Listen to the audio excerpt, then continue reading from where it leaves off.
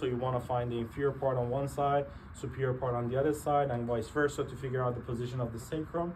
Just don't forget to palpate, and always when you're palpating the sacrum, make sure you get proper consent, make sure your patient understands where you're going to touch and what's going on, and be open that somebody will tell you they're not comfortable for you to touch it, and just you have to find other ways to treat it. There's always other ways to treat it. You don't have to use that. For example, if somebody doesn't want me to touch their sacrum, and I have to open up their sacrum with pressure, what I do, I have these small pillows that I have. They're not fully pillows. They're something between pillow and like a lacrosse ball. They're pretty solid. It's like a harder kind of a plastic. And they come, what I have is in different shapes and sizes. I pick one of the small ones, have the patient in supine, and just put it there under themselves and ask them to lie down on it for a few minutes. Just again, the gravity will pull down the sacrum and open it up. It's not ideal, it takes more time, but then you have to respect your patient's wishes, religions, or for whatever reason they don't feel comfortable with you touching that area. I've had clients who've had histories of being assaulted and stuff like that. They're not comfortable with you touching them around their hip area. You always need to have options for them to receive treatment, because you cannot just them, okay, I cannot touch your back, you can go get out of my clinic. You have to find solutions, and there's always solutions. You can show them movement. When somebody tells you cannot do this, you just have to become creative and find other ways to get the same result. It might take longer, maybe 2 extra sessions, 3 extra sessions, but that's the way that we need to go. Okay? While I have the patient in this position, anything else you guys want me to show you? So generally speaking, we didn't cover lumbar moves and stuff, but generally speaking, the one that I really like to do on everybody, and I start doing it on everybody at the beginning of a stage, beginning of treatment, if they have any problem on their spine, is catwalk. Just do it really light touch, and it's just your palms. This table is too high for me, so I'm gonna need to go on my tiptoes, but you go down. So this is the spinous process. It's not rotating the TVPs, it's TVPs posterior to anterior. So your shoulder needs to be right on top of your wrist. So table should be low that I can go on top of it, and you're just directly pushing down. So I find the spinous process, my palm starts on top of the spinous process. Take the skin slack out to be just right on the side of it. You don't want to be too far off away from it.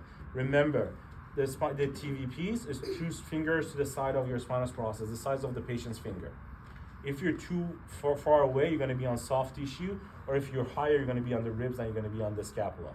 So this is as much as the space as you have. So you need to be right on next to it, and then you just push it down, and then you switch and you go up. Something that I really do a lot, because all of us, if you're laterally bent, we should be all laterally bent to one side a little bit, because if you drive a lot, we're leaning to the side. If you're sitting behind a computer, we're leaning to one side either way. So everybody's a little bit rotated. As we talked yesterday, if you're rotated, if you're laterally bent, we're also rotated, right? Either way. So I want to work through the rotation of the spine as well. What I like to do is I grab one side of so this side, I'm going to be on the lateral side of the spinous process like that. On the other side, I'm going to be on the opposite side. I'm going to start far away, and I'm going to rotate downward. I walk it a little bit, and then I get closer. And as I get close to each other, I do it a little bit longer on each stage. I do it a few times, right? I'm doing it fast. Then I do the opposite. And I slowly get away. This is just an easy way to start moving, because again, every time you want to do osteopathic treatment on somebody, you need to make sure the tissue, the fascia, the joints, everything is ready for your treatment. You cannot just grab and let's start push on it and create mobilization by force. But there are techniques that you can put force on it if the joint is not moving at all. For example, if one of the spinous TVPs is not moving, I've tried everything is not moving, yes, at that point I use my PC4. I cup my, every time you use your PC4 for any technique, you need to cup your hand, otherwise you're going to dislocate your PC4. So always, if you want to use PC4 for localized pressure, you cup your hand a little bit for this to get locked. If it's not locked, you can move it, you can see how unstable it is. And if you create pressure on it, it's going to move out of place, and then you're going to be done as a manual practitioner for the rest of your life. So always cup it, and then you find that joint that is not moving, and then you can create force on it. And push it, you can ask the patient to take a deep breath in, and as they breathe out, you can create more pressure and force and go down through the range of motion. You can do all of these beautiful things, but do not start with them. Try everything else, work through the tissue, fascia, get the body ready, and if still you see, oh, this is not moving, then you can create force on it. the body is ready for it, the muscle tissue is ready for it, the blood flow is in the area, the body is ready for healing, and then you can create more force. Don't start with a lot of force. A lot of practitioners think that if I put a lot of pressure, I'm going to get there faster. You won't. You're going to create more inflammation. The patient is going to be in more pain, and usually the session is going to take longer for you to heal because you're going to fight the inflammation that is happening as you go through the body. Instead of relaxing something and moving to the next step, you're creating more inflammation as you mobilize in this, and when you move to the next thing is more inflamed than before. So you want to reduce inflammation, so don't create force as much as possible. And last thing that I'm going to say before we start doing assessment together is that you guys need to make sure that you have a proper understanding of the whole body. I don't care the first session the patient comes to you with a neck pain. You need to do a full visual assessment. You need to check the major muscles coming up, because even if the patient comes to me with any kind of upper back pain, neck pain, shoulder pain, you cannot go through the patient's body and do assessment without checking hamstrings.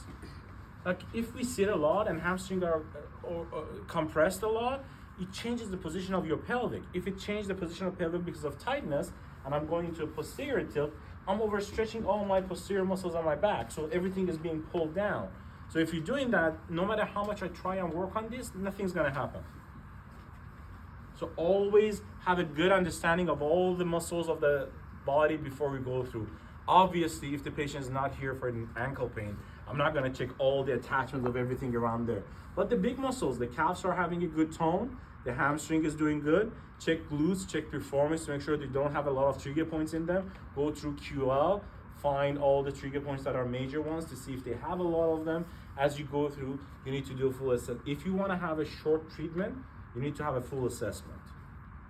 Or we can just do every muscle of the body and just decide that I'm gonna mobilize everything. I have an hour to with the patient. I'm gonna mobilize everything.